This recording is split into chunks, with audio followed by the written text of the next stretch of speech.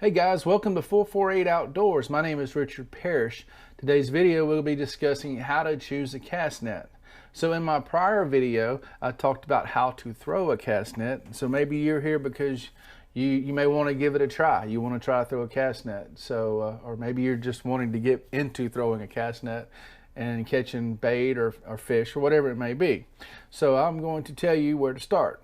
Number one, you've got to figure out what size fish you're trying to catch, whether it be bait or mullet or somewhere in between. So once you figure out what you're targeting with your cast net, then you choose your mesh size on your net.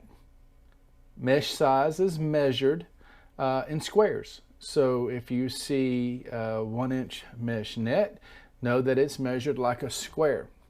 They'll also sometimes say stretched mash. All right, so a 1-inch square mesh net, if you stretch it out, it'd be more a diamond type shape. When you stretch it out, it will actually be 2 inches. So that is how it's measured. So you will determine the size mesh net you need with, depending on what you're targeting. Okay. Now that you've determined what size mesh you need, we have to figure out a length, or length of net. Now the length of the net is measured from the horn or the top of the net where it connects to the main line or swivel. From there to the lead line, that's the length of the net. It's measured in radius. So if you hear somebody say there's a 10-foot net, it's measured from the ring, horn, swivel, wherever the main line attaches to that, to the leads, that's the length of your net. And now let's talk about the weight of the net. Now the leads, or the lead line on the net, can be comprised of different shapes and sizes of leads. They also use chain for lead line as well. Typically what you're going to see in stores are going to be leads. It's going to be kind of a long type of lead or an egg type lead. The chain typically you don't find in the store. You have to find somebody that builds nets, and they can actually put the chain on it, or maybe they build chain nets. So I think I've thrown one once in my life. I've had one. I didn't like the net. It wasn't the chain part that I didn't like, it was the net I didn't like. So anyway, I don't have a lot of experience with chains. I know there's people out there that use them and they won't go back to a leaded net as far as like put lead weights on it and stuff like that. So you'll have to be your own judge on that. Now let's talk about the weight and how it's done. They measure weight based on I shouldn't say based on it, but you'll hear the terminology. It's 3/4 to 1.5 pounds per foot of net. And when they tell you that, so you have a 10-foot net and we'll just say it's 1 pound per foot.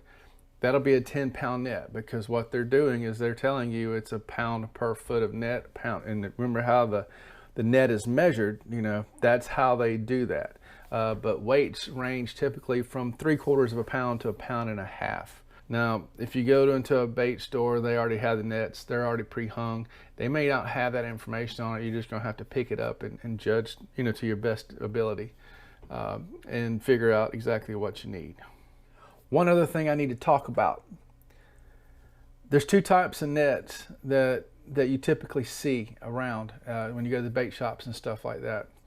One's called a Brail Net, one called the bag net. Okay, the only difference between the two is how they bag. I'll show you how this bag works in the Brail Net. So you have the horn here, which is the round thing at the top of the net, and every one of them is probably a little different. This happens just to be a little ring, but they're all rings. But inside of that, you're going to see your brails, and they're a bunch of monofilament lines, usually about 125 pound test if you were to put a test on it. But anyway, they're attached to a swivel, and as you pull your hand line, if you look down the net, and I hope I can catch it on that camera, there's lines that run down the net.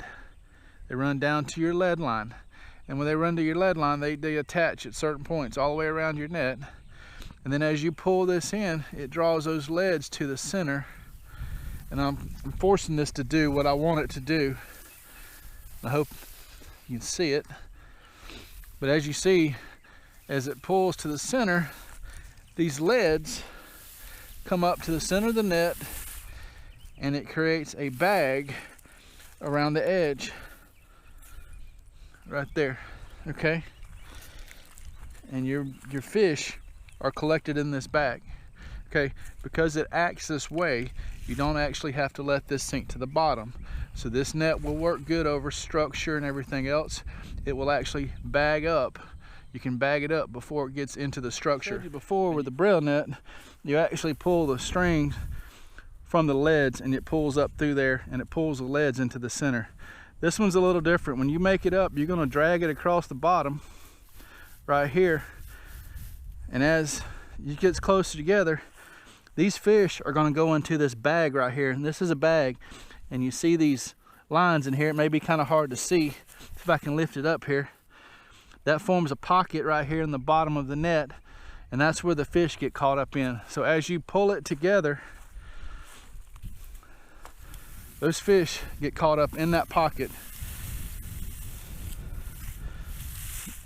And if this net's wet and you're throwing it, more than likely this bags are going to be hanging down around the bottom of these leads, and your fish will be in these pockets. I would just make this easy.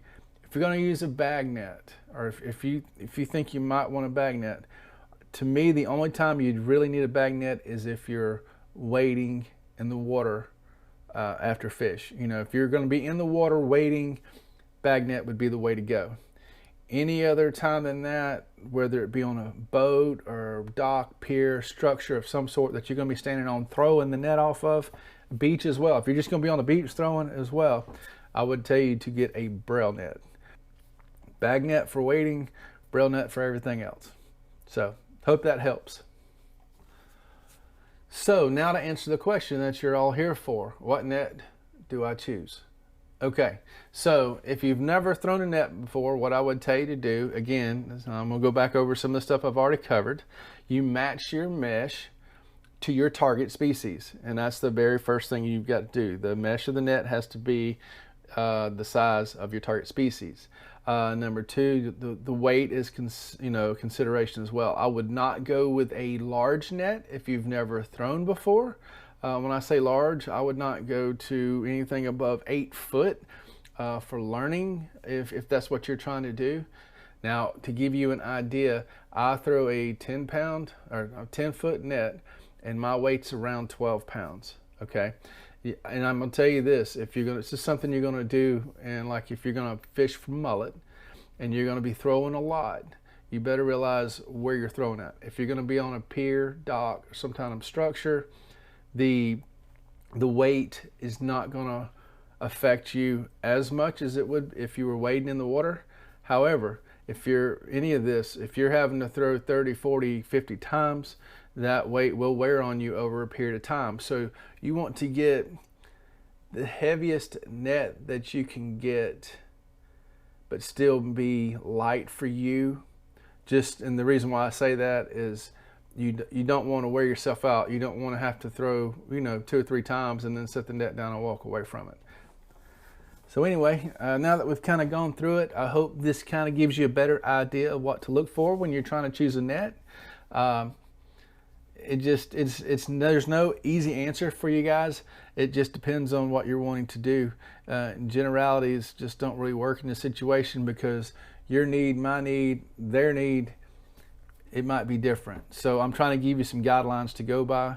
A lot of it's going to be based off your skill level and where you're at this moment. So hope that helps. Appreciate y'all watching. God bless, and we'll see you soon.